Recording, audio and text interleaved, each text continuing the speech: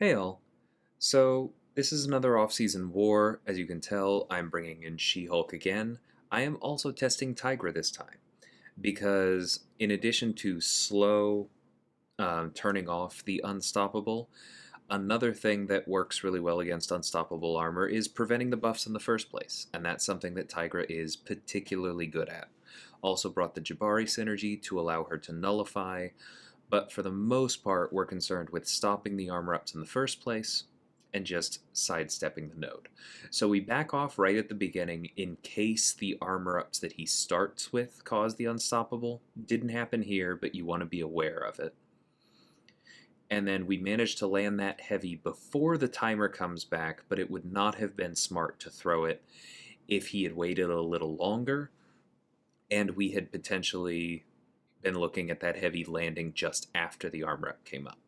But as long as the neutralize is still there when the timer comes back, this is a very safe fight. Took a little bit more block damage than normal thanks to the block penetration from Prowess Puncture, but I mean, that's an extremely safe fight. So then we take the Silver Surfer here. No unstoppable armor, but just another good Tigra fight. I think I have a little bit of trouble at the beginning getting into the setup thanks to something about the AI, if I remember correctly. I don't like retaliating against his heavy. He's just a little bit too quick to come out of it. In general, I don't consider it worth it because the special one is so easy, especially on a Power Focus 2 node. Just push him to that and punish that like this, and you're good to go. So obviously, he's playing a little slow. I do lose my senses. Go ahead and refresh the primal one here. I was clearly a little bit early on that dash back, so do get hit with that. That's okay. It's off season, not running any indestructibles, not running any boosts at all. Probably would have otherwise, but then we get back up, get to throw the special 2 with both senses up, and as usual with Tigra, the fight's over. So next up we have a Sasquatch on the Bubble Shield and Protection node. Now, I am aware that Tigra versus Sasquatch is a possible matchup. I've seen Fintech's excellent boss solo from New Nation. I would check that out if you haven't. I'll actually link it in the description. He crushes it. But in my duels between Stand Your Ground and AI discrepancies, and the fact that Bubble Shield makes this particular fight potentially more dangerous than the boss one, in my opinion, I ultimately decided that it simply wasn't worth it and that I was going to go with She-Hulk. So I'm going to show you some slowed down snippets of those duels and you'll see what I'm talking about. So here we see that even if it looks like he's at a good distance, sometimes when he throws the special one, it can still make impact. If we had not been blocking that last one, it would have hit us. Here we see that the way his hitbox lines up, sometimes he can hit you even through the heavy. I had released and he hit me anyway, which can make that a little bit tricky if you are not absolutely perfect at the wall. Here we see what happens if you avoid getting hit by that special one if the spacing isn't perfect, like I said earlier. The only way I was able to get out of this was because I already had a bar of power. And then here we see my absolute favorite. You try and punish the heavy, and he has time to block, and Stand Your Ground can actually cause him to parry you. Stand Your Ground just makes things so scary for Tigra. It is possible I could have cleaned that up a bit more. Maybe there are things that Finn is doing that I'm just not comfortable with yet, but that felt too AI dependent to me. And it didn't feel like something that I would ever risk assigning in season, especially because, again, this node has Bubble Shield, remember?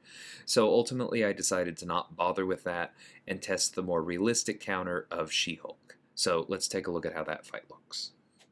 So the big thing here is that we want to keep up slow for as much of the fight as possible, like you see there. But we also do need to pay attention to the fact that when protection comes off cooldown, when that timer, or not when that timer expires, when our fury expires, which we actually can't see, he is going to purify it, see there? And then we have to just be aware that the slow is gone. Now, early on, I got hit because I honestly just forgot that when the Unstoppable procs, even if he is slowed, he's still stun immune. And I expected a parry to take like a fool and got hit in the face. So don't do that. And then I got a little bit desperate getting out of that. But you're seeing me more on top of things now. Our Furies are lasting longer because he's an XL champion, and so that makes She-Hulk that much better. She hits that much harder. Now here I'm going to back off because I knew I didn't have that slow up. The armor up didn't proc the Unstoppable this time. It's only a 30% chance, but you always want to play these nodes with the assumption that it's going to happen, that he is going to go unstoppable. The exception, of course, is if you have slow up, like I did there, and then it is safe to go ahead and hit into him because he's not going to hit you in the face.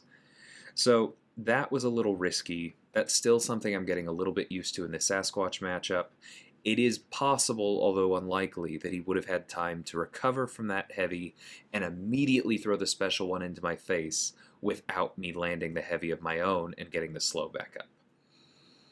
That said, even if I had been a little bit less aggressive in a couple places where I got a little bit lucky, very good counter, plenty of health left, unboosted She-Hulk against a Sasquatch on that node with the tactic. So I was hoping to take the Mixmaster Mangog, but, you know, it's hard to coordinate things perfectly in off-season war when not everyone, myself included, is always paying perfect attention. So that's okay. Moving on to this Mangog shows the basic way of keeping him in check overall. So here I push him further to get more withers up, and my assumption is it's fine. I'll just bait the special too. There's a single prowess. It's fine. I thought I was blocking. I was like, all right, we push him to the special too. It's fine because I know I can block it. But if you don't block Mangog with a massive prowess active, very bad things happen. So could have re-upped that, but I decided, you know what, let's go ahead and test Tigra, see how she does on this. There is the possibility that if he has an active buff up and we nullify it with Jabari, that we trigger return policy, but he doesn't have a whole lot of active buffs, so we're probably going to be okay there. We backed off there because we didn't have neutralize up when the armor came around, but then we just wait for it, right? Wait for it to expire, it triggers Mystic Dispersion, good to go, easy fight. Even if he had not been running Liquid Courage and that had been from full, I think it would have been a pretty clean run. So we take on this Mr. Negative with Jabari, and it is off-season. I did not duel fully. You are going to see me make the same mistake that I made in one spot last season, and I am, full disclosure, going to eat a special one to the face. But besides that, this is a very simple fight for her. You're basically just baiting heavies. Love it when you say you're baiting heavies and the AI immediately throws a 5-hit combo into your block. Love that block damage. There I get greedy, went for an intercept, got punished for it. Probably wouldn't do that in season. See there, dash back early, get hit. Don't do that. But otherwise going well, got the ensnared on him, so getting a few more Huntress charges. This does have Hard Knock Life, or I probably would be parrying, because even if he gains light energy and we knock him down, the cleanse is going to purify the delirium anyway. So I'm not worried about reverse controls. That's one reason I wanted to test this. Like I said, I did a couple risky things in this fight that I wouldn't do in season, but really, really good counter there. And then we take on Void again. Going to go ahead and heal her up because it's Void. This is where it is a little riskier. In season, odds are we'd probably have a Mole Man or a Shang-Chi somewhere on these paths, and I would send them instead. Because Jabari is going to do well. You're going to see, and this is, again, not fully healed and not boosted at all. But while this fight goes significantly better than the one I took last week with the special lockdown node where he applies 2 debuffs every time he throws the special, you do still see that every once in a while, because we have to bait out his specials, because we can't always be absolutely perfect in handling this node in Mighty Charge. Sometimes debuffs stick for a little bit, and it hurts. Additionally, right there, we didn't perfectly manage the charges. We probably shouldn't have thrown the special one.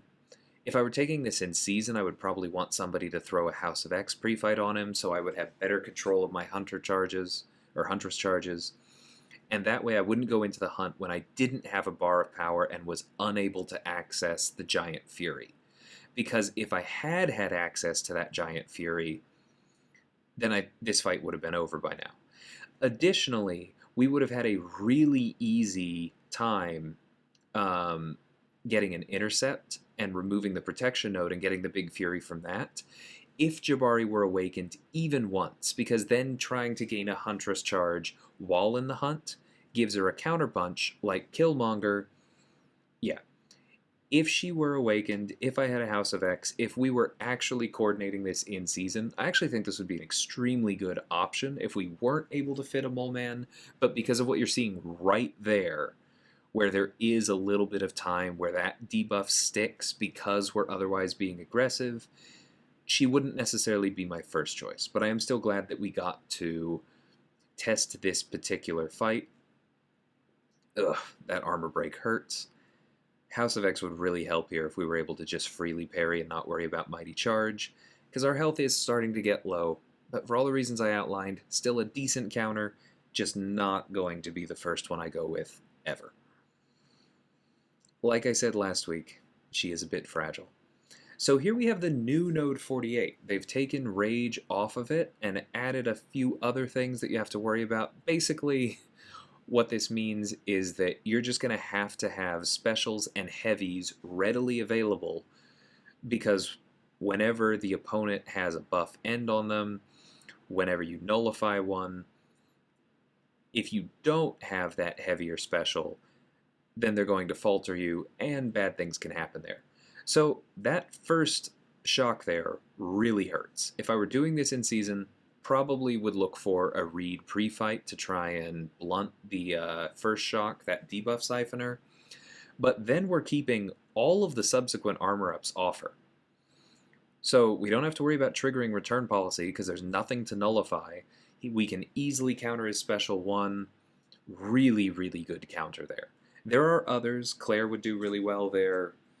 You could get away with quite a few different options, but I think Tigra might actually be the best for that particular one, because after the first shock, you're not that likely to eat another. So yeah, overall, really solid testing with Tigra.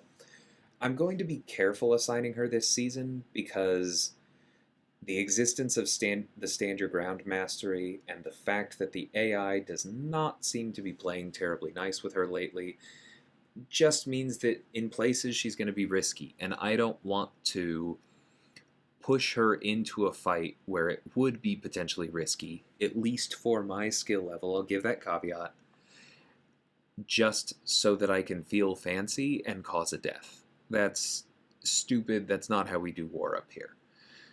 I will assign Tigra if I think, as with the 3 fights that I took with her this war, that she is among the best answers and is a safe answer. I will assign her then, because she does beautifully counter the global this season, as you saw. But I'm not going to force her, especially when we have attackers like She-Hulk who handled it quite well. Besides that, we're also going to have Sorcerer, Claire. There are a bunch of options. There are definitely going to be some hard fights this season, but I feel like I'm getting a pretty good handle on this going into it. I feel like I know what the options are, what the assignments are, and I'm looking forward to when season starts next week. Hope you guys found this one interesting. Until next time, thanks for watching, and take care.